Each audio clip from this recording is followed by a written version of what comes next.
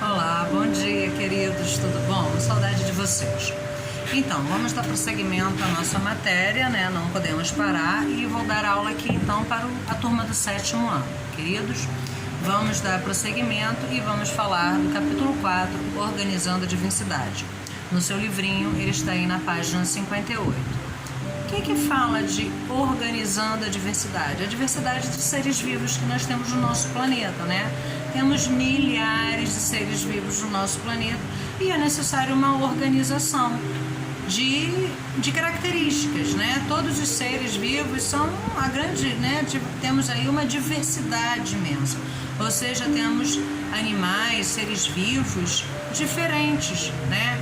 Que vivem em locais diferentes, que se alimentam de formas diferentes, que se reproduzem de forma diferente, que têm a sua característica física diferente, né? Por exemplo, você tem aves, você tem peixes, você tem mamíferos, você tem vários seres vivos, insetos, né, com características peculiares. Então precisou organizar esses seres vivos para que pudéssemos, de uma forma melhor, entender essas características e para que a gente possa, sim, estudá-lo.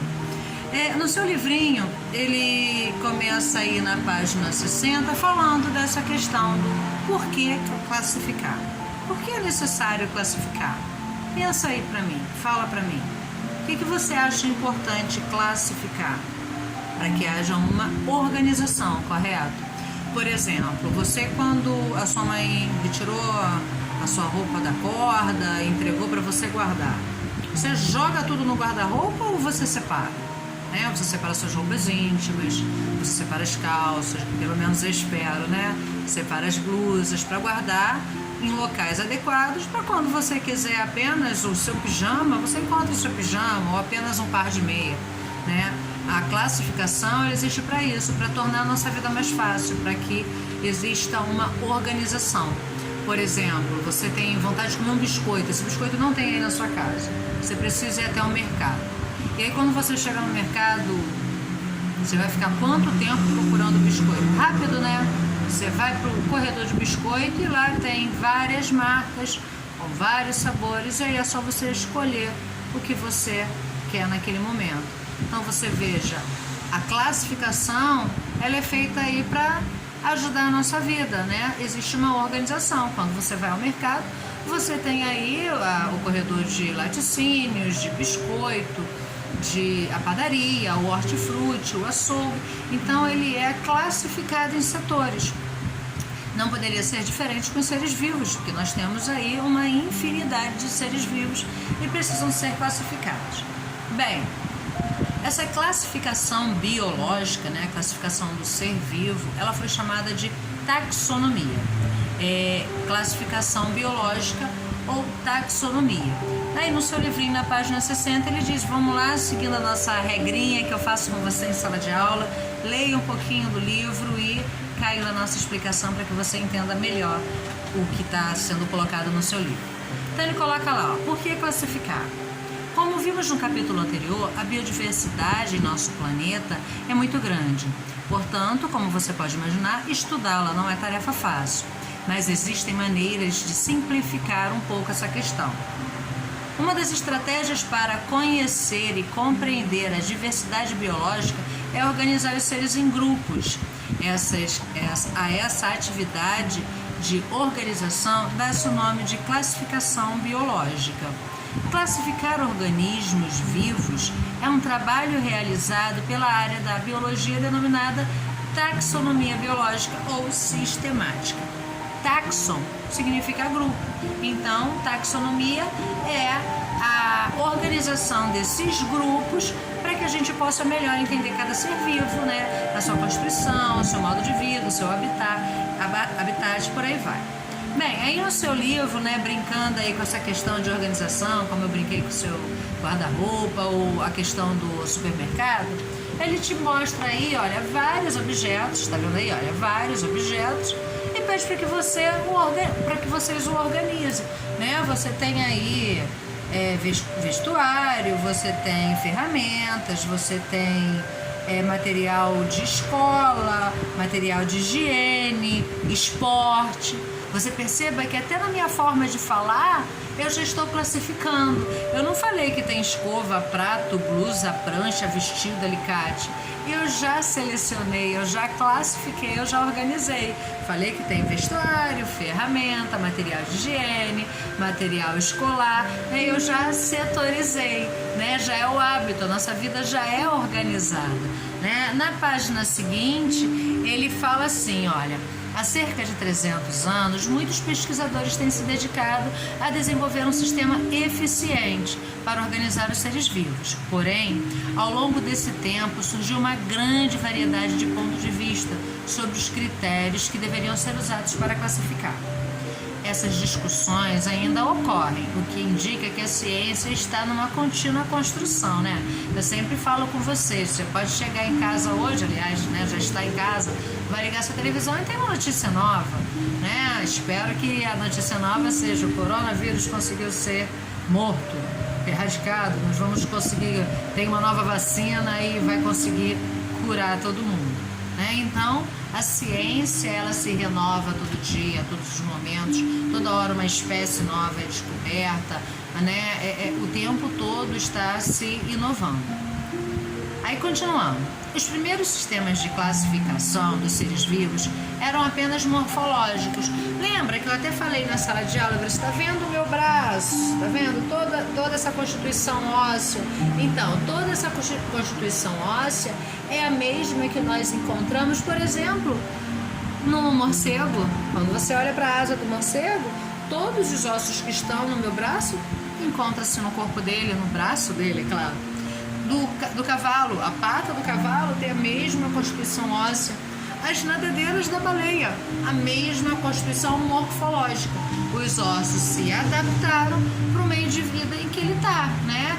Os morcegos precisam voar, as baleias nadar, o cavalo trotar e a gente gesticular, caminhar, né?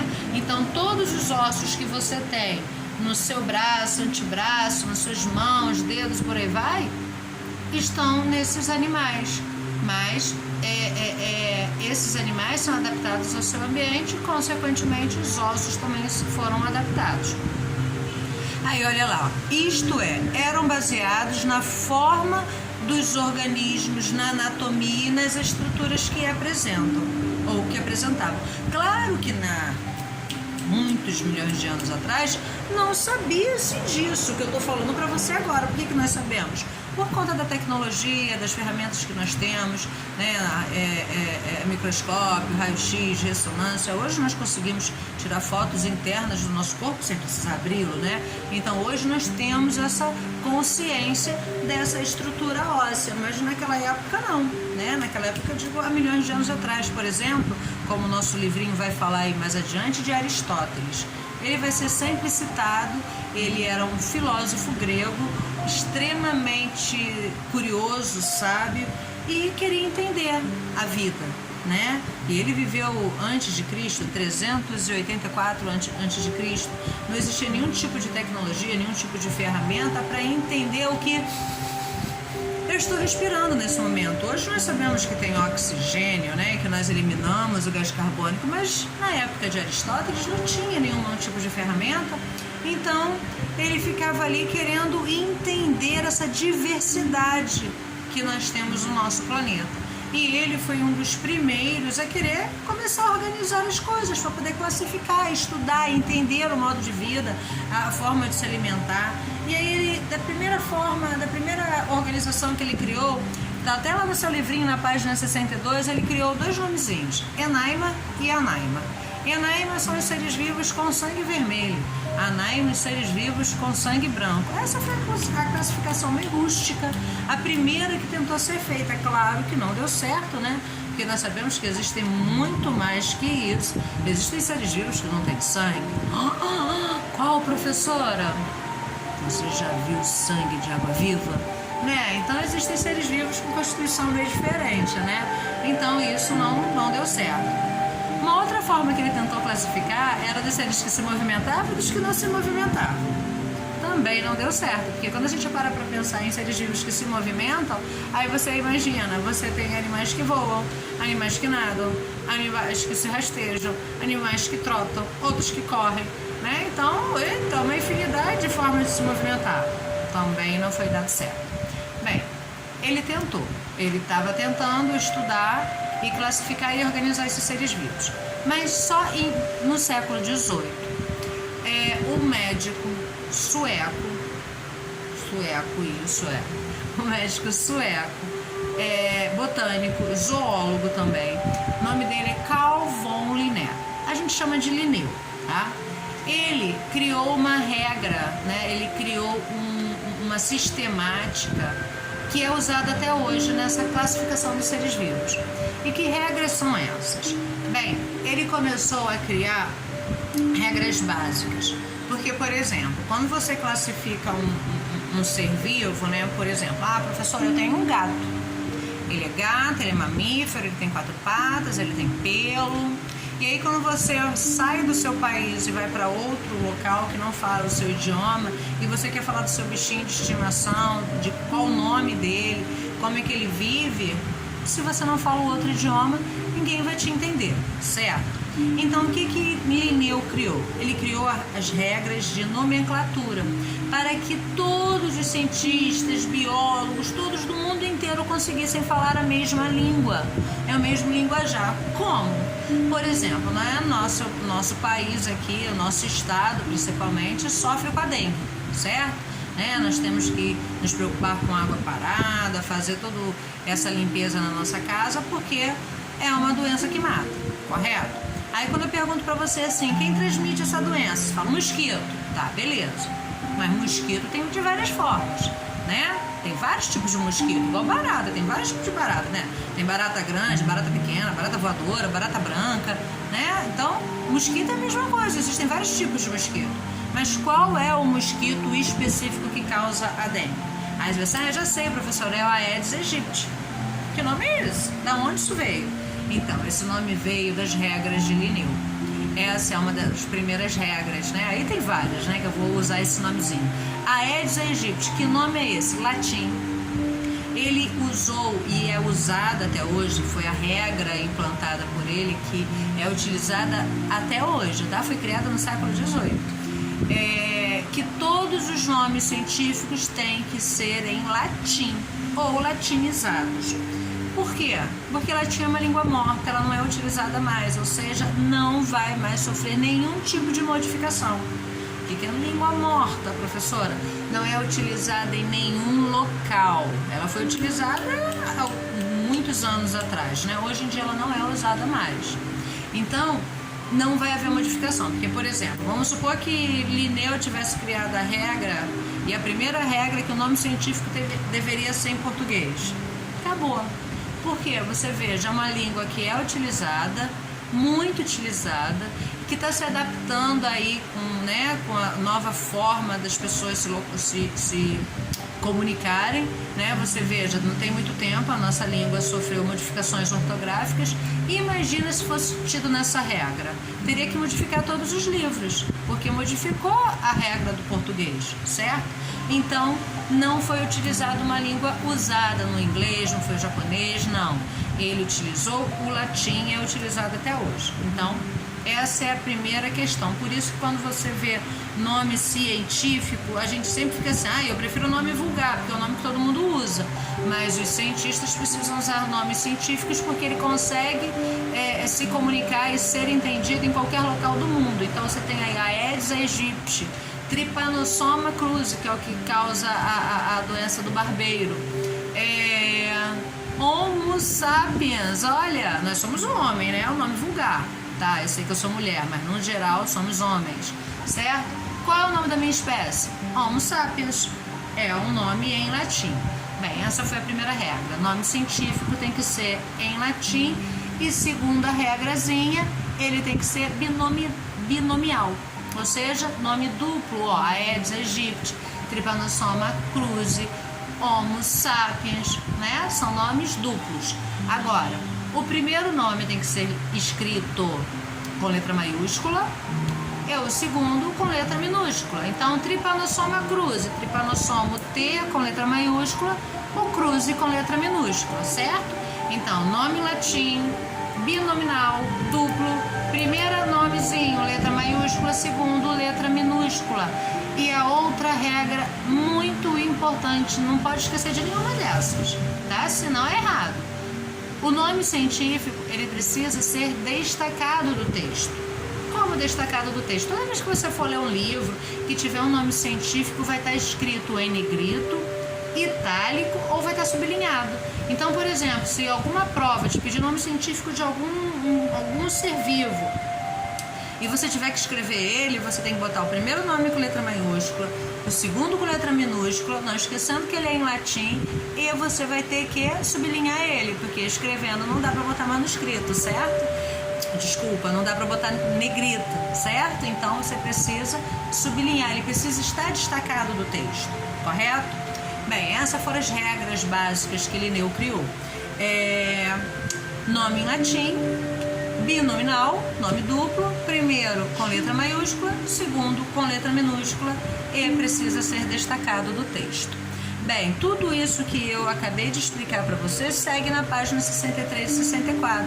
Ele até brinca aí, tem até uma figurazinha muito interessante, olha, você vê vários biólogos aí, vários cientistas, diante de um passarinho e cada um chamando o pássaro diante do seu idioma, né? E aí ninguém se entende, né? Um vai chamar de pássaro, outros parum, pássara, e aí vai que eu não vou ficar gastando o meu idioma, que eu não sei, né? Bem, então, continuando, queridos, na página 66, ele mostra que, né, a gente já sabe das regras básicas, né, as regras de nomenclatura, como esse nome deve ser escrito. Agora, como é que eles foram agrupados? Qual foi a regra que foi feita para botar esses animais, esses seres vivos em grupos determinados? Os animais que se movimentam, os animais com pena? Não, é muito maior que isso, né? O primeiro conceito básico que nós precisamos saber é o conceito de espécie. O que é espécie? Espécies são seres que têm semelhanças, que podem se reproduzir de forma natural e gerar descendentes férteis, né? Então, por exemplo, nós homens somos da espécie Homo sapiens. Tem os gatos, tem os cachorros, então são seres vivos, semelhantes entre si, que podem se reproduzir naturalmente e gerar descendentes férteis. Essa foi a primeira unidade básica que Linneu criou, o primeiro grupinho. Então você veja, a espécie de homens, um grupinho, a espécie de cães, outro grupinho, a espécie de cães, outro grupinho, a espécie de elefantes, outro grupinho, né? Beleza. Só que não é só isso, existem muito mais que isso, porque nós temos ancestrais em comum, né? Nós somos do reino animal, não somos do reino vegetal, existe já aí uma separação. Então, como é que ele faz? Ele pega do grupo maior e vai botando diante das características, das semelhanças desses seres vivos, vai agrupando cada um no seu quadrado. Por exemplo, no seu livrinho ele até mostra para você aí, olha, tá vendo essa pirâmide invertida? Então, aqui são os grupos taxonômicos, a classificação taxonômica. Eu ensinei para vocês antes a regra de nomenclatura, como deve escrever o nome da espécie. Agora, como é que a gente divide esses seres vivos em grupo? Por exemplo, aqui, né, nessa página aqui, que é a página 67, ele mostra do maior para o menor. Só que na página 66, que eu vou ler para você agora, vai explicando do menor para o maior. Mas já você vai entender melhor, que eu vou te explicar como é que acontece. Só for fazer a leitura, tá? Então ele fala lá, espécie, que eu acabei de te explicar, grupos que reúnem organismos muito semelhantes, é o grupinho menor. Gênero, grupo que reúne espécies semelhantes. O próximo, família, que agrupa gêneros semelhantes. Depois, ordem, grupos que reúnem famílias semelhantes. Próximo, veja que eu estou pegando sempre o anterior. Ordem, né? Família. Classe, grupo que reúne as ordens semelhantes. Filo, grupo que reúne as classes semelhantes. E reino, grupo que reúne os filos semelhantes. Ficou confuso? Eu sei que ficou. Vamos explicar na forma para que você entenda. Vamos lá. Reino, quadrado grandão, lá a parte maior da sua pirâmide. Vamos imaginar assim, de manhã, tô indo dar aula, como a gente fazia, né? No horário de sempre, todos os colégios têm mais ou menos o mesmo horário de entrada, e tô indo eu pro colégio, e nesse momento eu tô vendo vários alunos na rua caminhando para suas escolas. Mas eu tô vendo vários alunos, porque eu sei que são alunos, porque estão de uniforme, mas cada um com o uniforme do seu colégio. Então, quando eu falo assim, reino de alunos, tá aqui, ó, tudo que é aluno. Independente de colégio que ele estude, do seu, do outro, do vizinho, de outro município, aluno, olha, aluno, tá aqui, tudo aluno. Beleza, então esse é o reino, o grupo de maior abrangência. Perfeito. Vamos diminuir? Filo. Agora eu vou dizer para você que aqui no filo tem o grupo apenas de um colégio, do seu colégio. Então tá aqui, ó, o grupo de alunos com o mesmo uniforme. Perfeito. Classe. Bem, dentro de um colégio existem vários níveis, né? Então agora minha classe, eu vou dizer que aqui são só alunos do Fundamental 2. Então, olha, reino é o grupo de alunos, independente de qual colégio ele estude. O filo, eu estou falando de um colégio específico, apenas um tipo de uniforme. Filo, né? Agora, do ensino fundamental 2. Beleza. Agora, classe. Classe, agora eu estou falando apenas da turma do 7º ano. Eita, do 7º ano foi a classe. E ordem? Ordem agora é a turma da 701. Ordem, olha eu diminuindo o grupo. Beleza, família. Família agora eu vou dizer dos alunos que estudam ciências e adoram ciências. Perceba que as características elas vão se assemelhando. É assim os seres vivos. Perceba que eu falo reino, filo, classe, ordem, família, gênero e espécie. Sim, é nessa ordem que tem que ser, tá? E aí eu vou enviar um slide para vocês também, porque além da explicação do livro, eu fiz um resuminho em slides, tá? Para que você entenda melhor. E é para você nunca mais esquecer os grupos taxonômicos, existe uma palavrinha que é o macete. Você vai guardar aí e nunca mais vai esquecer. A palavra é reficofage. Que é, professora? Reficofage. Tá lá no slide. O que significa essa palavra? A ordem correta dessa pirâmide inversa. Re de reino, fi de filo, reficou. O C é de classe, o O é de ordem. Reficou, fa de família, G de gênero, E de espécie. Então, ó, os grupos vão se assemelhando cada vez mais. No final, né, na espécie só vai ter grupos semelhantes entre si que podem se reproduzir de forma natural e gerar descendentes férteis. Então vamos lá, por exemplo, reino. E reino tem animal, vegetal, tem fungo, tem protozoário, tem bactéria. Então eu vou botar assim, reino animal. Caramba, que reino grande, né? Imagina, bota aqui tudo que animal que você imagina, todos os animais da vida. Tá aqui, reino animal, né? Pronto, separei aqui, beleza. Refi, filo. Filo, deixa eu ver que filo eu vou colocar. Chordata. Que é, professora? Chordata, com CH. Reino animalia, porque é em latim, tá? Animalia, que é reino animal. Beleza, você colocou todos os animais da vida.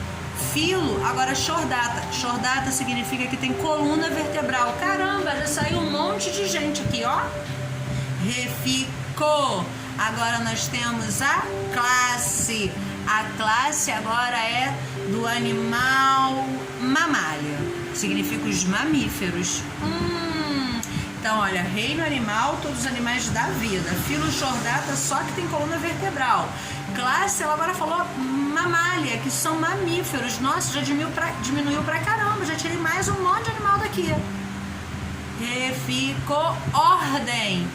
Vou botar ordem primata. Olha, agora aqui nós temos chimpanzé, orangotango, macaco e tem o homem, né? Então, reino animalia. Filo o telefone tocando. Filo, desculpa, crianças, voltando. Reino animalia, todos os animais da vida. Filo chordata, os que têm coluna vertebral. Classe mamália, apenas os mamíferos. A ordem agora eu coloquei dos primatas. Olha, temos orangotango, macaco, chimpanzé, mico-leão dourado e temos nós, os homens. Olha isso. Então, ficou família. Família Hominidae. E Hominidae de homem. Tirei os macacos daí, olha. Agora nós temos aí, não vamos parar só na nossa espécie não, no nosso homem, porque tem o Homo sapiens, o Homo erectus, o Australopiteco, o Homo...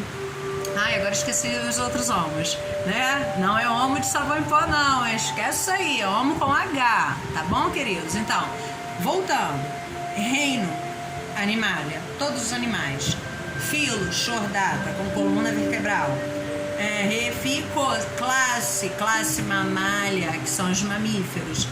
Ordem, coloquei quem? Na ordem primata, que aí botamos os macacos junto com os homens. Família Hominidae, agora botamos todas as espécies de homens. Gênero, Homo, continua todas as espécies de Homo. E espécie, agora nós temos quem? Homo sapiens. Olha nós, olha o nome científico, olha a regra de Linneu. Nome binominal, né, em latim, e se a gente for escrever ele, tem que destacar ele do texto. Pegou? Viu que a gente vai dividindo em grupos? Tem outro também, ó, que eu até anotei aqui. Por exemplo, reino, de novo, animalia. Aí, filo, ó, reficofagem, hein? Filo, chordata, você já sabe que tem coluna vertebral. Você anda fazendo o mesmo? Não, vou mudar.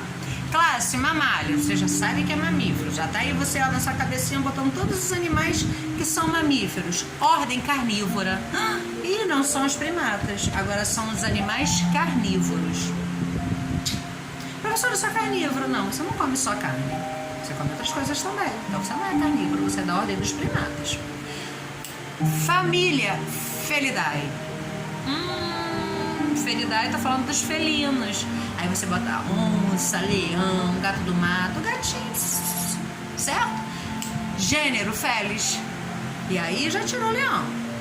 E agora você tem espécie Felis catus, olha, espécie dos gatos domésticos. E aí você tem Felis, escrito com letra maiúscula, a primeira inicial com letra maiúscula, catus, a primeira inicial com letra minúscula, né?